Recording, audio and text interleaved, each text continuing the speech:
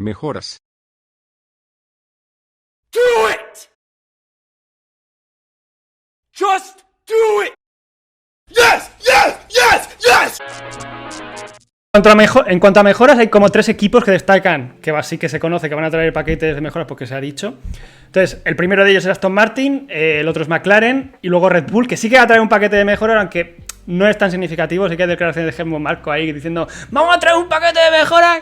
Probablemente no sea tan grande porque ya es un coche que ya va como un cañón. Es el que va, pues, como si fuera un pepino.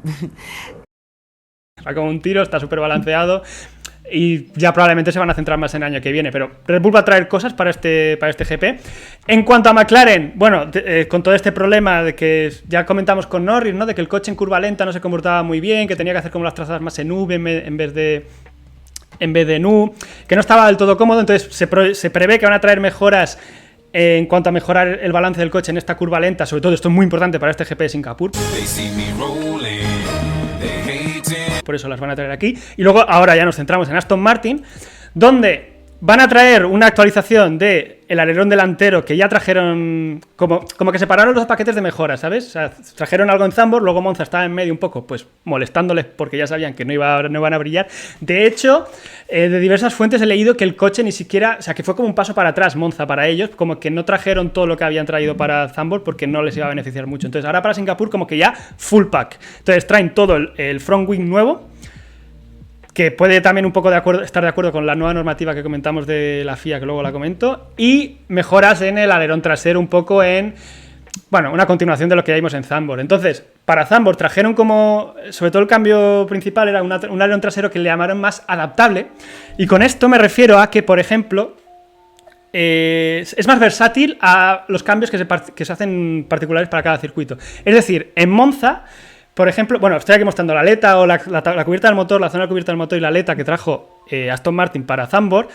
Es una, y luego para Monza hizo una vertiente que es como este triangulito que mostró aquí. Entonces, esto les iba a reducir la resistencia, pero cambiaba el comportamiento del flujo hacia atrás. Entonces, tal y como era el alerón trasero, este tipo de cambios no hacía que afectara bastante negativamente a la aerodinámica del coche. Entonces, han traído algo más, con más adaptabilidad en ese sentido.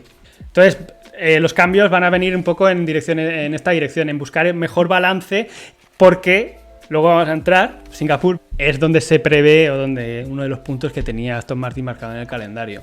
Luego, pues menos mal que han marcado Singapur, podrían haber marcado Abu Dhabi, ¿no? Como me refiero, ya que se hubieran esperado. Que marquen 2024 como objetivo. En fin.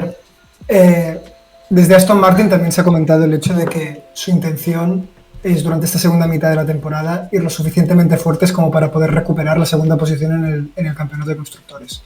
Entonces, con estas mejoras y teniendo en cuenta, por ejemplo, que Singapur es un circuito de alta carga aerodinámica, que en teoría, al igual que Mercedes, vale, pero esto ya lo comentaremos después, es donde se supone que tienen que funcionar bien, veremos si son capaces o no son capaces de volver a recuperar esa posición con la que empezaron en Bahrein. Entonces, ahora que comentas lo de la carga aerodinámica, lo que vamos a ver 100% este fin de semana, venimos de Monza con esas alas que eran prácticamente planas, claro, vamos a Singapur y vamos a encontrarnos un poco pues más alas parecidas a lo que vimos en Mónaco. He puesto aquí un poco de ejemplo, pero que todos los equipos van a traer pues eso, variaciones de los alerones traseros con mucha más carga aerodinámica, menos Haas, que van un poco yo creo que van un poco en el de serie, ¿no? Desde el primer GP.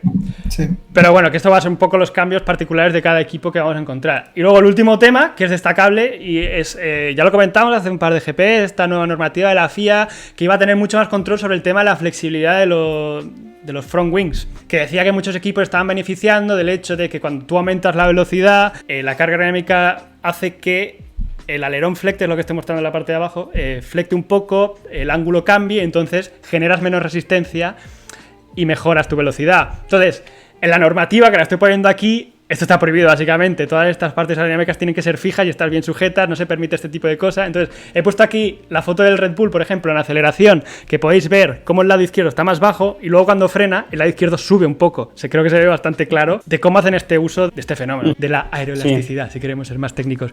Entonces, el tema es que he leído que muchos equipos van a tener que adaptarse en este sentido, pero las estimaciones prevén que, por ejemplo, Red Bull se beneficia de esto, pero lo que se benefician de este tipo de cosas suelen ir en torno a una décima o así. Entonces, a Red Bull le sobran segundos, probablemente le dé bastante igual.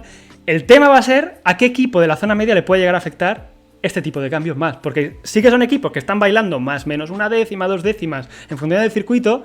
Ostras, que te hagan esto ahora puede ser un roto. Entonces, vamos a ver cómo evoluciona el fin de semana a medida que vayamos trayendo realmente qué traen los equipos, para ver un poco realmente hasta qué punto todo esto ha afectado, cómo se va a aplicar toda esta normativa, porque la FIA dijo de mandándonos los CAT, ¿sabes? Vamos a tener mucho más control, y es como, vale, vamos, no sé, no me ha quedado muy claro exactamente qué van a hacer que no hacían ya. Es como, ¿y por qué todo esto no lo estabais haciendo ya, ¿sabes? Pero entonces, bueno, está ahí un poco abierto el tema. Una de las cosas en las que sí que en teoría tiene que beneficiar, y sobre todo el piloto, es el hecho de que estos cambios tienen que reducir el porpoising, que por ejemplo vimos en Ferrari, sobre todo en Monza. Entonces veremos también esto cómo acaba afectando. Y en equipos como Ferrari, que obviamente llevaban el coche como lo llevaban y votaban lo que votaban para poder ser rápidos, cómo estos cambios van a después afectarles, lo que dices tú, quitándoles a lo mejor alguna décima, que es lo que les hacía ser competitivos. En cuanto a porpoising en Singapur, ya como os he dicho antes, en cuanto a velocidades máximas no se llega muy alto, así que no son circuitos... No, pero a ver con el sector 3 nuevo. Sí, ahí es el punto clave. Vamos a ver cómo se comportan los coches en ese sector 3 ahora. Pero no hay de race, tampoco, o sea que... Mi punto iba más respecto a esa norma. Esa norma, si está desde el principio de la normativa, me refiero, si está desde un principio de año, ¿por qué no se ha aplicado hasta ahora? Es decir, ¿es un vacío legal, entre comillas, que se han dado cuenta y tienen que corregir esa normativa, o esa normativa es nueva de ahora? Eso que nos has leído. No, esto lo han metido hace relativamente poco, que yo sepa. O sea, que no es una normativa de principios de año, que haya habido un vacío legal y que puedas decir que esas partes sí que son en realidad inmóviles. O sea, porque esa parte como tal es inmóvil. Tú no puedes tampoco calcular cómo va a actuar un cuerpo frente a la resistencia del aire. Me refiero, sí, claro que se va a mover. Esto pero lo si esa calculan parte todo. sí, pero si esa parte es inmóvil ya de por sí, me refiero, habrá ahí algún tipo de vacío legal, O sea, digo yo. El tema es que el reglamento prohibe superficies aerodinámicas móviles, bueno, más allá del tema de RS, pero claro, en el momento en el que estás ahí jugando ya un poco con la aeroelasticidad y tal, es ahí donde está la trampa. Claro, no es un componente móvil como tal, pero lo estás haciendo móvil. Con estos materiales tan ligeros, sí, que no creo que sean tan fuertes. A mí el tema me recuerda un poco al tema del mass damper del R23, R24, R25, perdón. Sí. De Alonso, que sí, no era un componente aerodinámico como tal, pero llegó a un punto en el que ese sistema de amortiguación cambiaba mucho el ala, la entrada curva, porque el coche amortiguaba mucho mejor, entraba mucho más limpio, entonces claro, pasó a poder considerarse un componente aerodinámico móvil. Yo creo que va un poco más ahí, entonces en el momento en el que vieron de, ostras, esto realmente les saca mucho beneficio aerodinámico, vamos a investigar. Yo creo que hay un poco por ahí de decir, que al principio, bueno, tampoco deben sacar, pero se han puesto a mirar y decir, estos tíos están ganando muchas décimas haciendo esto. Y yo creo que es ahí donde han dicho, pues ahora sí que vamos a entrar fuerte. Yo creo que es ahí donde está el quid de la cuestión. Pero como siempre hay mucha conversación por detrás y que te llega algo detrás, dices, no, estos han dicho no sé qué, todo esto ha pasado y tú no lo has enterado. Y es como, que es verdad, que es mentira, yo ya no me fío. Entonces, esto es más o menos lo bastante... Yo no me fío de nada. Lo que estamos poniendo aquí yo creo que es bastante contrastable y todo esto, porque al final son cosas de la FIA. Pero luego todas estas conversaciones con Aston Martin por detrás y todo esto con Red Bull y tal, yo ya ahí ya no sé realmente qué es verdad y qué no.